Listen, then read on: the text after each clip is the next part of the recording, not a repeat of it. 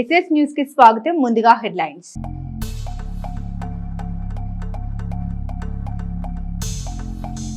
August 25 నుండి కొత్త ration కార్డులు పంపిణీ వెల్లడించిన పౌర సరఫరాల శాఖ మంత్రి నాదెండ్ల మనోహర్.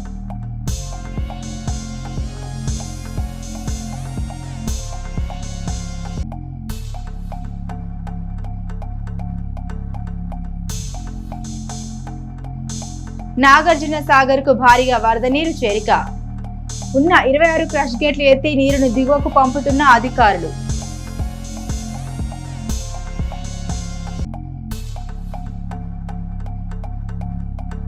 ఇంటి స్థలం ఇవ్వకుండానే ఎడ్లపాల్లో ఆన్లైన్లో ఎక్కించిన గత ప్రభుత్వం. లబోదిబోమంటున్న బాధితులు. తహసీల్దార్కు ఫిర్యాదు.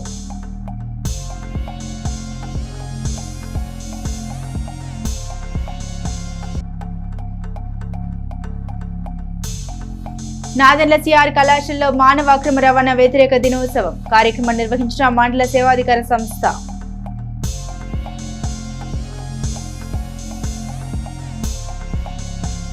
ఆంధ్రప్రదేశ్లో నూతన రేషన్ కార్డుల పంపిణీకి సంబంధించి రాష్ట్ర పౌర సరఫరాల మంత్రి నాదెండ్ల మనోహర్ కీలక ప్రకటన చేశారు. రాష్ట్రంలో ఆగస్టు 25వ తేదీ నుండి కొత్త రేషన్ కార్డు పంపిణీ చేయనున్నట్లు వెల్లడించారు. కాగా ఆగస్టు 31వ తేదీ వరకు రాష్ట్ర వ్యాప్తంగా కూడా అన్ని గ్రామాల్లో ఈ పంపిణీ కొనసాగుతుందని ఆయన స్పష్టం చేశారు. క్యూఆర్ కోడ్తో అందించే కొత్త రేషన్ కార్డులపై నేతల ఫోటోలు ఉండవని మంత్రి నాదెండ్ల క్లారిటీ ఇచ్చారు. అటు ప్రతి నెల 1వ తేదీ నుండి 15వ తేదీ వరకు రోజు ఉదయం 8 నుండి మధ్యాహ్నం 12 గంటల వరకు, సాయంత్రం 4 గంటల నుండి రాత్రి 8 గంటల రేషన్ దుకాణాల్లో సరుకులు సరఫరా చేస్తామని మంత్రి నాదెండ్ల తెలిపారు. క్యూఆర్ కోడ్ తీసుకొచ్చాం మొట్టమొదటిసారి.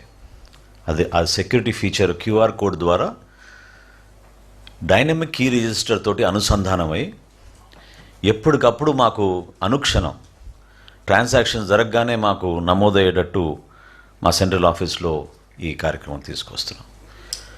ఇంకా ముఖ్యమైన అంశం ఈ రైస్ కార్డులో రాష్ట్ర వ్యాప్తంగా ఇంతకుముందు మీకు చెప్పిన 4,29,79,897 మందికి ఉచితంగా ఇస్తాం ఈ కార్డ్స్.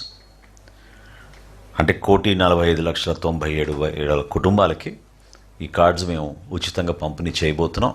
ఆగస్టు 25వ తారీఖు నుంచి ఈ ప్రక్రియ ప్రారంభమవుతుంది. వారం రోజుల వరకు.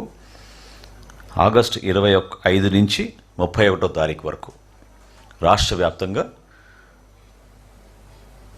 ప్రతి మండలంలో కూడా, ప్రతి నియోజకవర్గంలో స్థానిక గౌరవ శాసనసభ్యులు, అదేవిధంగా జిల్లాలో ఉన్న మంత్రివర్యులు, రాష్ట్ర స్థాయిలో గౌరవ ముఖ్యమంత్రి గారు, ఉప ముఖ్యమంత్రి గారి సభల ద్వారా ఈ కార్యక్రమాన్ని మేము ప్రారంభించబోతున్నాం. వీలైనంత వరకు ప్రజలు ఉపయోగించుకునే విధంగా ఈ వెసులుబాటు కల్పించినప్పుడు అప్డేషన్, అంటే ఎప్పటికప్పుడు మీరు మార్పులు చేర్పులు చేసుకోవాలన్నా కూడా నిరంతరంగా జరిగే విధంగా ఈ కేవైసీ పద్ధతిని భారతదేశంలో ఆంధ్రప్రదేశ్ ఈ రోజున నంబర్ 1 స్థానంలోకి చేరగలిగాం. 96.05% ఈ కేవైసీ పూర్తి చేసి నాగార్జున సాగర్ గేట్లు ఎత్తి అధికారులు నీటిని విడుదల చేశారు. ఎగువ నుండి వస్తున్న వరద ప్రవాహంతో నిండుకుండలా నాగార్జున సాగర్ జలాశయం మారింది. మొత్తం 26 గేట్లు ఎత్తి నీటిని దిగువకు వదిలారు. ఒక్కసారిగా గేట్లు ఎత్తడంతో కృష్ణమ్మ పరుగులు పెడుతుంది. నీటిని విడుదల చేసిన కార్యక్రమాల్లో మంత్రులు ఉత్తమ్ కుమార్ రెడ్డి, అడ్లూరి లక్ష్మణ్ ఉన్నతాధికారులు పాల్గొన్నారు.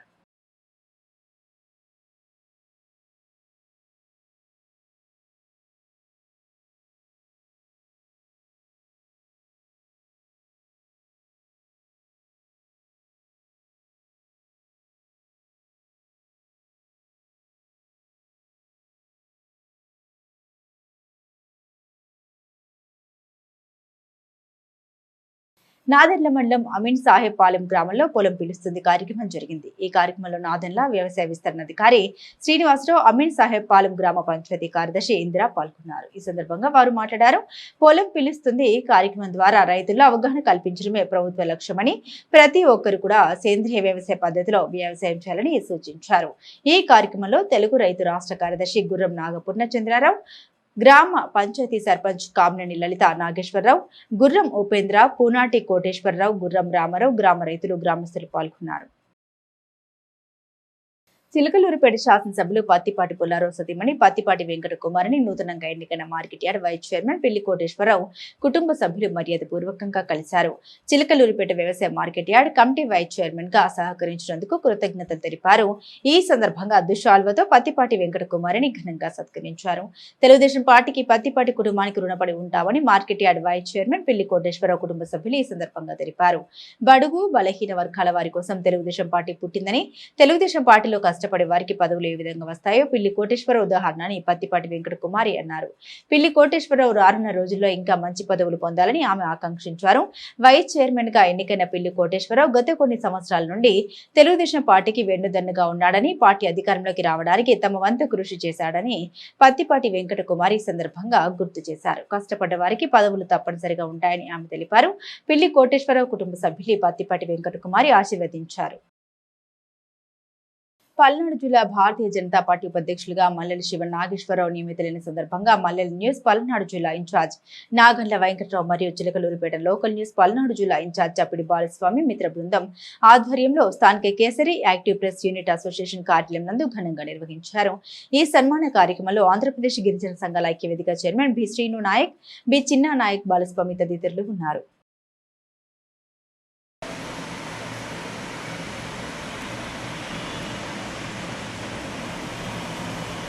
తమకు నివేశన స్థలాలు ఇవ్వకుండానే గత ప్రభుత్వం ఇచ్చినట్టుగా ఆన్లైన్ లో నమోదు చేసిందని ఎడ్లపాడు వాసులు తహసీల్దార్ ముందు వాపోయారు.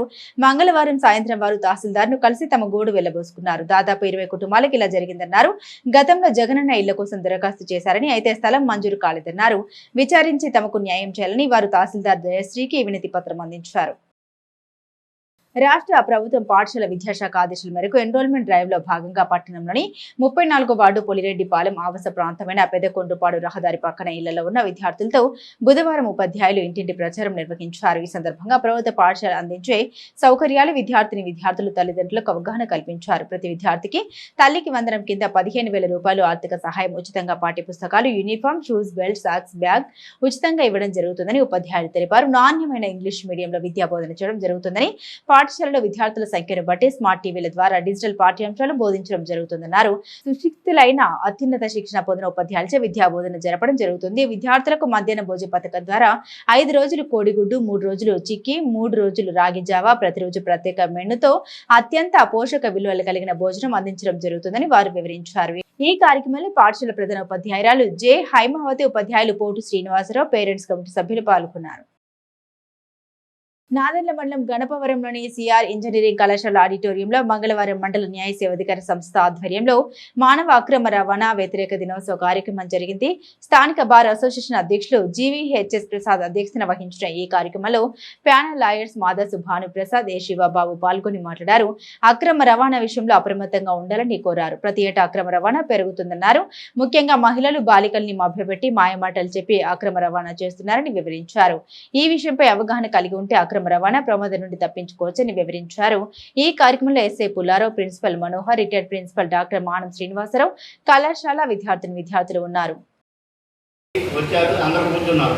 కూర్చున్న తర్వాత ఈ అబ్బాయిని అడిగారు, ఏంది బాబు నువ్వు ఎట్లా పోషిస్తావు ఏంటి అంటే, నాకు ఒక ఆటో ఉందండి, ఆటోగా 500 సంపాదించే వ్యక్తి ఒక MBBS second class second year చదివే స్టూడెంట్ని పోషించగలరా? ఆ అమ్మాయి తర్వాత పోలీసు వారు మేము కౌన్సిలింగ్ ఇచ్చాం.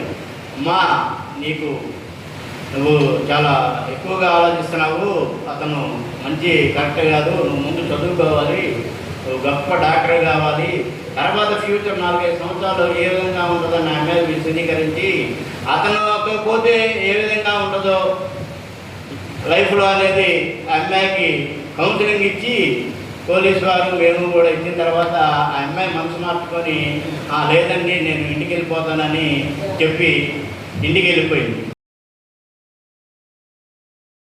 పట్టణంలోని జాతీయ రహదారి పక్కన చిన్నపసి మరుపరిధిలో ఓగేరు వాగు ఒడ్డున ఉన్న శ్రీ అయ్యప్ప స్వామి దేవస్థానంలో బుధవారం సందర్భంగా ప్రత్యేక పూజలు జరిగాయి. ఇందులో భాగంగా భక్తులకు అన్నదానం నిర్వహించారు. ఈ సందర్భంగా ఆలయ కమిటీ అధ్యక్షులు బెల్లంపల్లి రవిశంకర్ మాట్లాడారు. ప్రతి బుధవారం ప్రత్యేక పూజలు, అన్నదానం నిర్వహిస్తున్నట్టు తెలిపారు. ఈ కార్యక్రమంలో పలువురు భక్తులు, ఆలయ అభివృద్ధి కమిటీ సభ్యులు ఉన్నారు. లిక్కర్ కుంభకోణంలో కీలక మలుపు తిరుగుతుంది. ఇందులో భాగంగా భారీగా నగదును సిట్ అధికారులు స్వాధీనం చేసుకున్నారు. ఈ కుంభకోణంలో A40గా ఉన్న వరుణ్ ఇచ్చిన సమాచారం మేరకు మంగళవారం తెల్లవారుజామున హైదరాబాద్ లో సిట్ అధికారులు దాడులు నిర్వహించారు. ఈ కేసులో A1గా ఉన్న కేశిరెడ్డి రాజశేఖర్ రెడ్డి ఆదేశాల మేరకు వరుణ్ చాణిక్య 12 పెట్టెలో 11 కోట్లు దాచినట్లు అంగీకరించారు. 2024 జూన్లో ఈ మొత్తం దాచినట్లు అధికారులు పేర్కొన్నారు. శంషాబాద్ మండలంలోని కాచరం గ్రామంలో ఉన్న ఫామ్ హౌస్ లో సిట్ అధికారులు దాడులు చేసి మొత్తం స్వాధీనం పరుచుకున్నారు. ఈ guest house Sulochana farm professor Tagala Balareddy పేరు మీద ఉన్నట్లు సిట్ అధికారులు కనుగొన్నారు. SS న్యూస్ సమాప్తం. మరో బులెటిన్ తో మళ్ళీ కలుసుకుందాం. అంతవరకు సెలవు. నమస్కారం.